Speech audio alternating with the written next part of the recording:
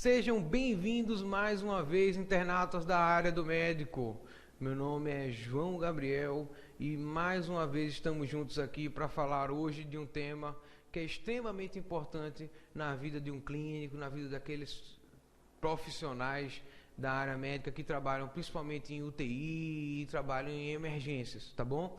O tema hoje é manejo do estado do mal epiléptico. Tudo o que você precisa saber para saber manejar bem e dar um bom diagnóstico e reconhecer essa patologia, tá bom? Aí, o que é que a gente vai falar hoje? Nós vamos falar de conceito, o que é um estado de mal epiléptico não convulsivo, falar um pouquinho da epidemiologia, um pouco do diagnóstico e focar mais em tratamento. O importante é você reconhecer o problema e saber tratar de forma extremamente adequada, tá bom? E no final nós vamos mandar aquelas velhas notas do que é que a gente deve decorar e levar de mensagem para casa, tá bom? Então vamos lá, o conceito que eu gosto de utilizar é o conceito da International League Against Epilepsy. Foi feito em 1993, mas até hoje ainda é muito utilizado. Qual é o conceito?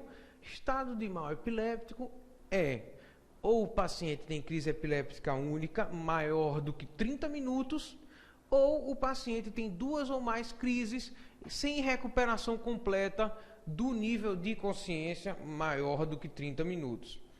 Por que esse tempo 30 minutos? Alguns trabalhos científicos mostraram que os pacientes que têm crise convulsiva mais do que 30 minutos, esses pacientes começam a apresentar degeneração neuronal. Então é extremamente importante que nós não deixemos o paciente evoluir com crises epilépticas por mais ou até mesmo os 30 minutos que é recomendado.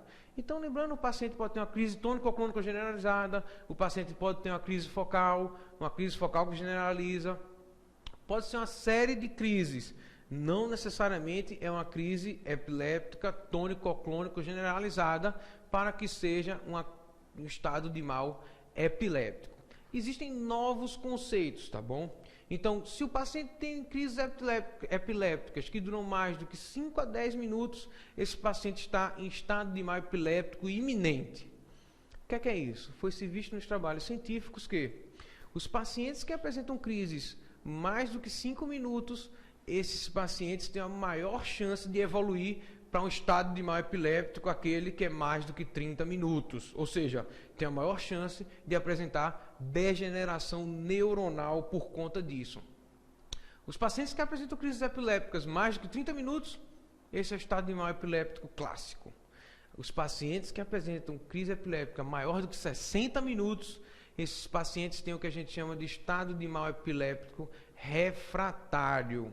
Esses pacientes têm alta mortalidade e grandes chances de sequela caso venham a sobreviver, tá bom? Então, o que é importante a gente detectar? Se o paciente tem uma crise epiléptica convulsiva, tônico-clônica generalizada, o paciente cai no chão, tem uma contração tônica, depois clônica, esse paciente é fácil você diagnosticar que ele está em estado de mal, porque ele vai ficar o tempo todo se debatendo, se contraindo. O que é difícil é vocês lembrarem do estado de mal epiléptico não convulsivo, ou seja, o paciente não apresenta fenômenos motores significativos. O que é estado de mal epiléptico não convulsivo? É aquele paciente que tem uma persistente alteração do nível de consciência, não tem movimentos convulsivos evidentes. Obviamente que requer o eletroencefalograma ou EEG para o diagnóstico. Quais são as causas? As causas são múltiplas, podem ser desde uma encefalopatia, desde uma causa infecciosa, mas o que é importante a gente saber? Uma causa importante é epilepsia intratável. Aqueles pacientes que têm epilepsia refratária, eles tendem a ter uma maior capacidade de evoluir para um estado de mal epiléptico. Uma coisa importante também é que dos pacientes que ficam em estado de mal convulsivo, 30% podem evoluir para um estado de mal epiléptico não convulsivo. O que é isso? O paciente está se debatendo e está em estado de mal epiléptico. Parou de se debater. Opa, fiquei tranquilo. Passou a crise. Na verdade, não passou. Se você fizer um eletroencefalograma desse paciente, 30% desses pacientes ainda vão estar em estado de mal epiléptico, só que dessa vez não convulsivo.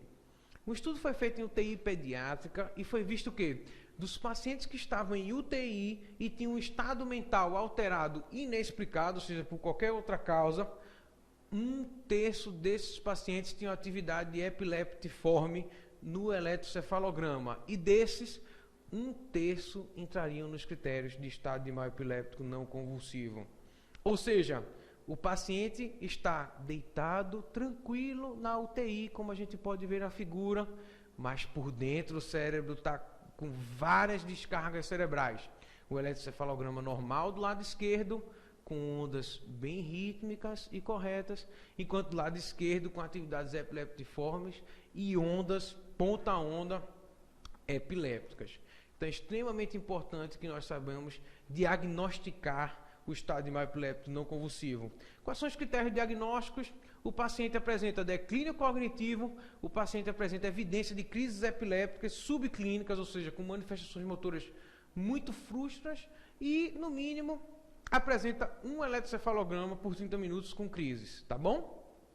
E também ocorre melhora das funções cognitivas após você conseguir suprimir essas descargas epileptiformes.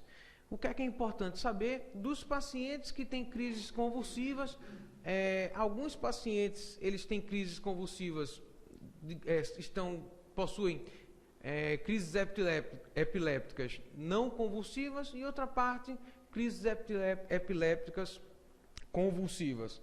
Existem várias causas, tá bom? Não vou entrar em detalhes, tá? Distúrbio metabólico, falha de droga e etc e tal. Com relação um pouco da epidemiologia, em torno de 50 episódios a cada 100 mil habitantes ano nos Estados Unidos. No Brasil, em torno de 90 mil casos por ano podem acontecer de estado de mal epiléptico. A incidência ela é bimodal, acontece na primeira década e na quinta década. E estima-se que em torno de 16 a 24% dos pacientes epilépticos podem evoluir para um estado de mal epiléptico, ou seja, quase 1/4 desses pacientes vão apresentar isso. Então é extremamente importante que a gente saiba diagnosticar e saiba conduzir de forma adequada. É extremamente importante também que nós possamos procurar a etiologia. Por quê? A etiologia é quem vai ditar o fator prognóstico, ou seja, depender do caso, é uma coisa fácil ou uma coisa mais difícil da gente conseguir tratar. E é ela que vai direcionar o tratamento. Se o paciente tem um estado de mal epiléptico quando tem infecção, dê antibiótico e faça os anticonvulsivantes. Se o paciente tem estado de mal epiléptico porque a droga não está em níveis adequados, você vai direcionar os níveis adequados da droga. Só que, por mais que você vasculhe o doente como um todo, 25% dos casos não tem etiologia definida. E o que é extremamente importante é a gente dividir os pacientes em dois grupos. Aqueles pacientes que eram previamente epilépticos, daqueles pacientes que nunca foram epilépticos, ou seja, nunca tiveram uma crise. Dos pacientes que são previamente epilépticos, a principal causa é a falta de adesão ao tratamento com baixos níveis séricos da droga antiepiléptica, que pode chegar a 1/3 dos pacientes não apresentar nível sérico de droga eficaz no tratamento. Nos pacientes que são não epilépticos, TCE, infecções, convulsões febris, distúrbios metabólicos, etc e tal, tem várias causas, tá bom? Não vou falar de todas elas. Com relação ao diagnóstico, é muito fácil a gente dar o diagnóstico quando o paciente apresenta um estado de mal epiléptico convulsivo, ou seja, o paciente fica se batendo. A gente vai lá, olha para o relógio, está fazendo as nossas drogas, obviamente, e o paciente não consegue parar de ter crises convulsivas uma atrás da outra. O difícil é quando o paciente tem estado de mal epiléptico não convulsivante.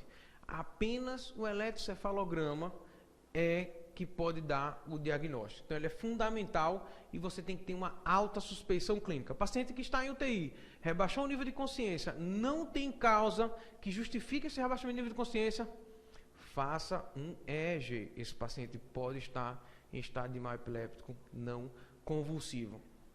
A mortalidade do estado de mal epiléptico pode atingir em torno de 58%. É uma mortalidade muito alta. principalmente por problemas pulmonares como pneumonia aspirativa, acidose metabólica, choque, hipertermia, várias outras causas também podem levar a algumas complicações.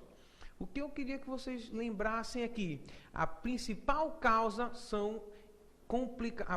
complicação são complicações infecciosas, porém as complicações mais graves são as complicações pulmonares, tá bom? E como é que a gente vai tratar? Como é que a gente vai chutar a epilepsia para longe da gente e mandar esse estado de mal epiléptico para bem longe?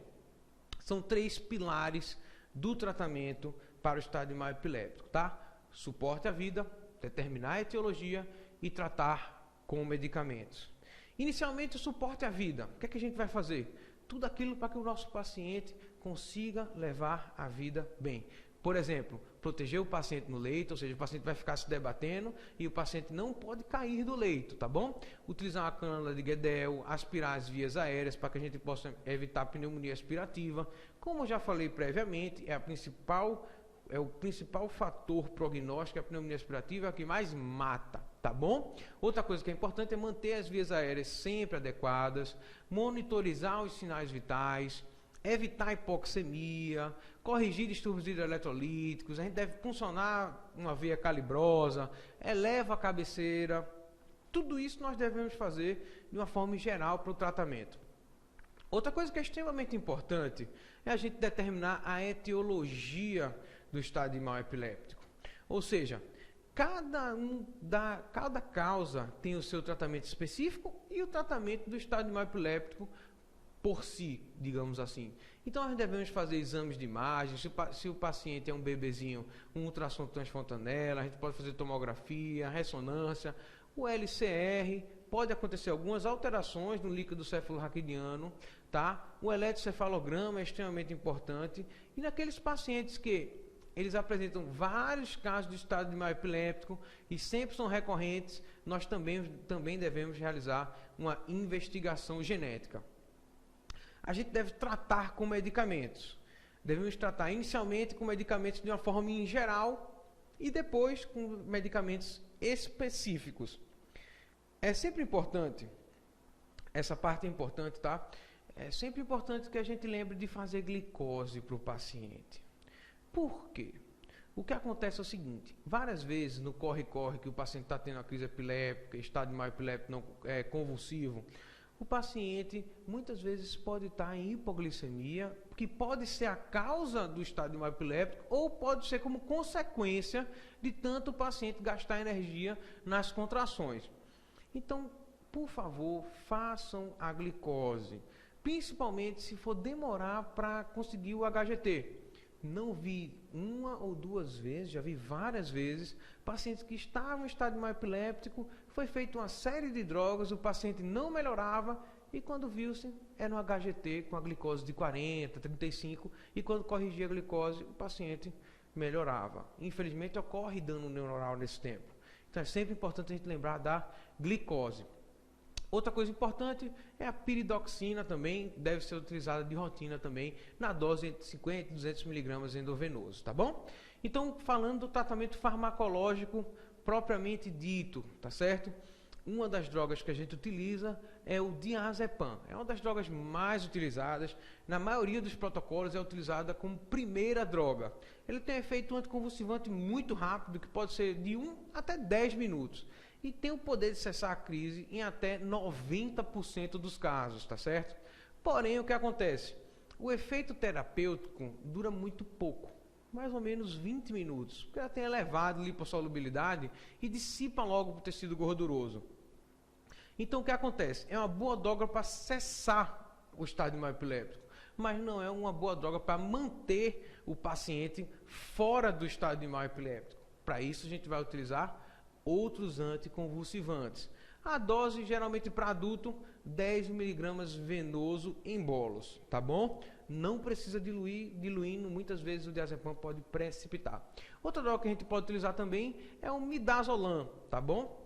É a principal medicação em pacientes que estão em estado de mal epiléptico refratário, que tem eficácia em torno de 80% a 100% dos casos. Lembra, estado de mal epiléptico refratário, mais do que 60 minutos, tá bom? Então esses pacientes vão ficar com sedação contínua. Se você vai sedar de forma contínua esse paciente precisa ter intubação orotraqueal e esse paciente precisa ir para uma unidade de terapia intensiva, tá bom? O início de ação é muito rápido do midazolam. E na falta de acesso venoso, você não tem o acesso venoso, o paciente está se debatendo, tem dificuldade, você pode fazer o midazolam de forma intramuscular, intrabucal ou até mesmo intranasal, tá certo? Com relação à dose de ataque, seria em torno de 0,15 mg por quilo. A gente faz geralmente 5 a 10 mg venoso inicialmente, e daí a gente vai vendo o paciente, tá bom? Uma droga também que é utilizada é a fenitoína, tá certo? Ela tem início de ação em torno de 10 a 40 minutos. O que é importante da gente lembrar da fenitoína é o seguinte: o paciente que faz fenitoína, ele pode ter alteração eletrocardiológica. Esse paciente pode evoluir com hipotensão, com arritmias ou até mesmo com assistolia. É o fármaco de escolha nos pacientes que estão em estado de mal epiléptico, por TCE ou por encefalite, porque ele não deprime o nível de consciência. A gente faz a famosa idantalização. O que é isso? A gente faz uma dose de 15 a 20 miligramas por quilo, tá? Alguns protocolos dizem que o máximo é de 1 grama, ou seja, 1000 miligramas. Outros protocolos permitem doses maiores, tá certo? Fica a seu critério. Eu geralmente consigo fazer, às vezes, para cada ampola tem 250 miligramas. A gente, às vezes, consegue fazer 5 ampolas, que dá 1.250 miligramas, sem nenhum problema, tá bom? Uma coisa importante da fenitoína é o seguinte: o paciente não deve fazer uma taxa de infusão maior, tá, do que 50 miligramas por minuto, tá bom? Ou seja, cada ampolinha de fenitoína deve ser feita em pelo menos 5 minutos, então a idantalização dura pelo menos mais do que 20 a 25 minutos, sob risco de fazer alterações eletrocardiológicas, tá bom? Outra droga que pode ser utilizada é o fenobarbital. Geralmente ele é um agente de segunda escolha, porque ele causa sedação no paciente. Porém, nos pacientes que têm convulsões neonatais, crises febris ou hipersensibilidade à fenitoína, nós podemos utilizar sim o fenobarbital. Naqueles pacientes que têm anormalidades na condução cardíaca, seria o agente de primeira escolha, já que a fenitoína pode induzir alterações cardiológicas, tá bom? A dose de ataque é de 10 a 20 miligramas por quilo. E outro detalhe também importante: nos pacientes etilistas crônicos, a gente tende a utilizar mais o fenobarbital do que a idantoína, devido ao modo do mecanismo de ação do fenobarbital. Existem uma série de outras drogas que também são utilizadas, cada um com o seu propósito. Por exemplo, o topiramato, ele é utilizado em alguns estados de mal epiléptico, porque ele atua de uma forma diferenciada com relação às outras drogas, tá? O topiramato só tem oral e, nesse caso, a gente tem que passar uma sonda nasogástrica com a sonda nasointeral no paciente para que a gente possa fazer os comprimidos, tá, por sonda, tá bom? O propofol também pode ser utilizado. O valproato de sódio vem sendo utilizado cada vez mais frequentemente nos protocolos. O levetiracetam é utilizado muito frequentemente nos protocolos americanos. É uma droga que ainda não está disponível no Brasil. E o tiopental é uma droga também que é frequentemente utilizada, porém tem que ter muito cuidado com a hipotensão que o tiopental pode causar. Então, o que é que acontece? Vamos utilizar agora guidelines, ou seja, guias para nortear o nosso tratamento, porque a gente tem aí um monte de remédio, tá? Cada remédio com nível 1A, 1B, 1C, 2A, 355C. Então isso aí fica difícil. E o que é que acontece? Causa uma confusão na cabeça da pessoa. João, como é que a gente vai fazer? Tem uma série de drogas, qual é a droga que eu vou utilizar? Qual é a dose? Como é que é? Então vamos organizar isso de forma clara, de forma simples, tá bom? Que a gente possa utilizar como protocolo do nosso dia a dia. O paciente chegou com estado de mal epiléptico, então, de 5 a 20 minutos, você tem que fazer alguns passos. O ABC de suporte à vida, fazer a destrose, que é a glicose, fazer um acesso venoso central, colher sangue, checa distúrbios metabólicos, infecções, ver a função hepática e renal, ver se ele está fazendo droga antiepiléptica, checa o nível sérico dela, ver se tem história aqui que seja compatível com intoxicação ou história clínica de qualquer outro tipo de anormalidade. O paciente tem acesso venoso, ou seja, ele já chegou para você com acesso venoso, então nós vamos utilizar o diazepam na dose de 0,2 a 0,3 mg quilo, se o paciente for pediátrico, ou 10 mg, que é uma ampola de diazepam na hora, tá bom? Associado a isso, utiliza piridoxina e utiliza a glicose venosa. Agora, o paciente não tem acesso venoso.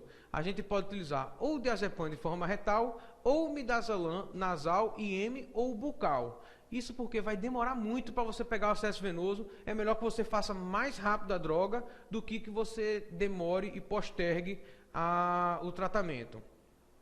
Pode ser repetido também após 5 minutos o diazepam. Então o paciente fez o tratamento com diazepam, continuou tendo crise, depois de 5 minutos você pode ficar repetindo e repetindo até que o paciente saia da crise.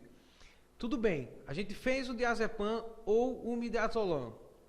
O paciente, associado a isso, tem que sempre oxigenar, medir a pressão arterial, realizar uma monitorização cardiorrespiratória, fazer o eletrocefalograma, colher o líquido cefalorraquidiano, fazer uma tomografia de crânio. Tudo isso, de preferência, tá, pessoal? Nos primeiros 60 minutos. Além daquela droga que a gente utilizou lá, diazepam e midazolam, a gente tem que fazer uma droga que evite que o paciente tenha novas crises. Lembra que eu falei que o diazepam ele tem elevada lipossolubilidade e o efeito anticonvulsivante dele dura no máximo 10 a 20 minutos.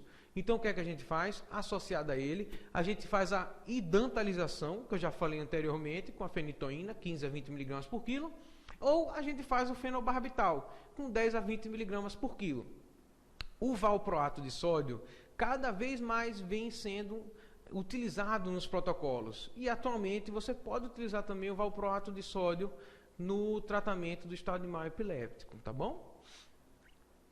Então, acima de 60 minutos, o paciente, você fez tudo, você fez o diazepam, repetiu o diazepam, o paciente continuou tendo crise, você idantalizou o doente, o paciente continuou tendo crise, você fez um novo ataque de idantal ou um ataque de fenobarbital, o paciente continuou tendo crise.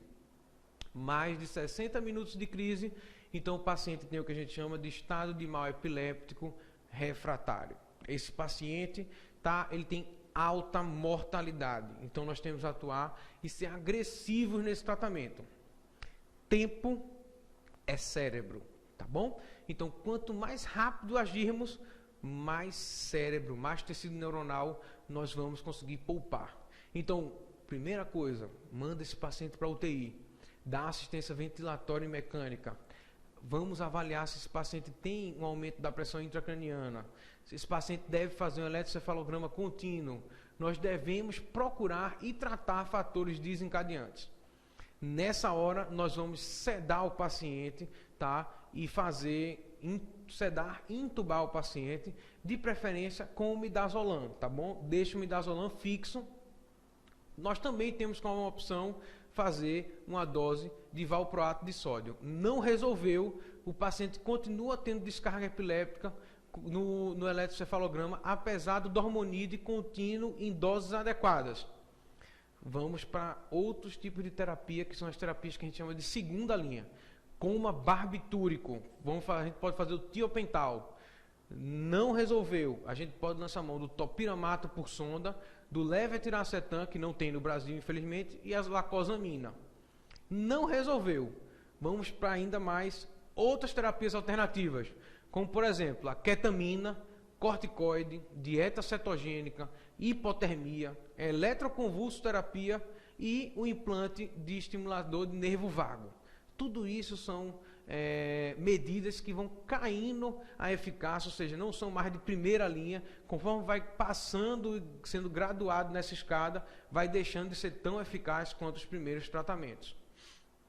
Então, pessoal, para concluirmos, tá? O estado de mal epiléptico é uma situação extremamente frequente. Lembra? 16 a 24% dos pacientes epilépticos, eles vão evoluir para estado de mal epiléptico algum dia na vida.